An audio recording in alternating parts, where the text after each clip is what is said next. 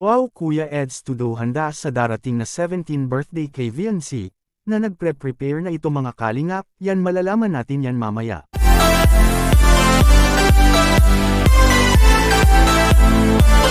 Isa namang mapalang araw sa inyong lahat mga kalingap, sana po ay lagi kayong nakasuporta sa aking ginagawang reaction video.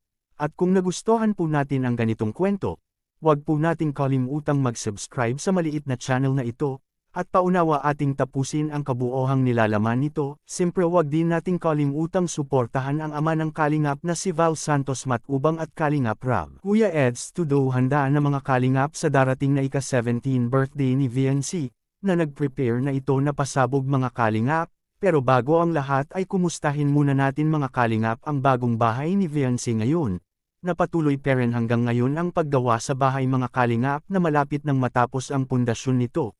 Para pag na-okay na ang lahat ay pwede na agad itong lagyan ng mga bakal na kakabitan ng bubong o tinatawag nating color up mga kalingap. Para mas maging matibay ito para maging habang buhay na itong titirahan kay VNC at sa kanyang pamilya. Dahil siniguro talaga ng sponsor ni VNC na tibayin ng husto at lagyan ito ng tamang bakal kada pundasyon nito para di na magkakaproblema si VNC at ang kanyang pamilya nito kung magkaroon man ng malakas na lindol o bagyo sa kanilang lugar. Kaya ang mga carpentero nito ay sinusunod talaga nila ang utos sa sponsor at kay Kalingap Rab.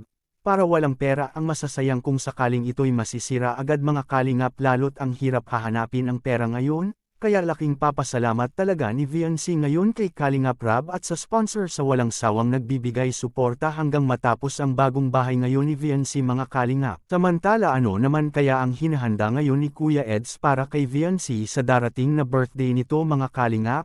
Will kung para sa akin ay mas paghahandaan talaga lalo kay Kuya Eds nito ang kanyang malaking pasabog o surprise para sa kanyang nag-iisang VNC sa kanyang buhay. Para madama nito o ma-feel kung gaano siya kahalaga kay Kuya Eds mga kalingap kung totoo ba talaga na mahal siya nito na walang halong biro. Tiyak ay marami tayong aabangan nito mga kalingap sa mga pasabog na magaganap sa birthday ni VNC di lang kay Kuya Eds, ay mayroon din ang mga ibang kasama nito na malaking surprise para kay VNC. Tiyak bubuhos na naman ng mga biyaya na matatanggap ni VNC sa kanyang darating na ika-17 birthday nito. Samantala ano kaya ang hinahanda ngayon ng ating Kuya Eds? Makikita po natin sa video.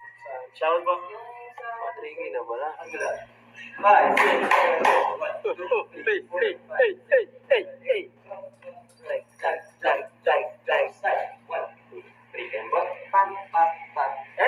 Shout out po kay Jivita Rods Villas.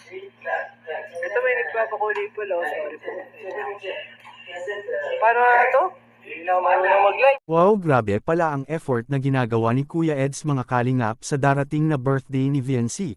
Na kahit nag-brownout ito ay tuloy-tuloy pa rin ang kanilang paghahanda na pasabog para kay VNC. Kayo mga kalingap anong magandang ma-komento nyo kay Kuya Eds ngayon sa kanyang paghahanda sa birthday ni VNC? Please comment and God bless us all.